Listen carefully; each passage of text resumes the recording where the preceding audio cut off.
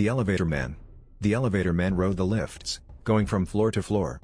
He was always silent, watching passengers get on and off. Sometimes they saw him. Most of the time they never did, or didn't notice. The elevator man was always happier when they didn't see him. When they did, that was when he had to act. Those who saw him and survived never really remembered their encounter. He preferred it that way. It was always easier to deal with them if they didn't really remember him except in fragments or in their nightmares.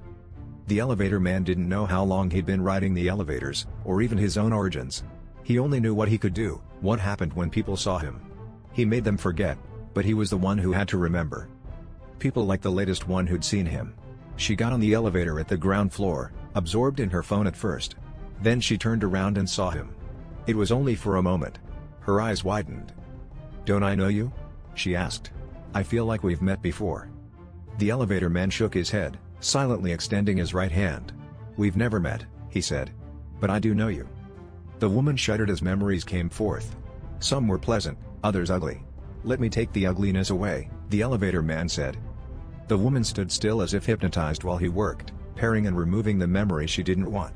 When he was done, he stored them away inside of himself along with all the others, and watched as she blinked, looked around in confusion, and got off at her floor without looking back.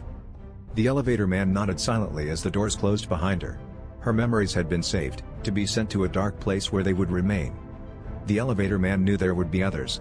There always were, all with their own memories, their own bad, sad stories. He would always be there, ready to save them from their own pain. It was all he could do. Meanwhile, he kept writing.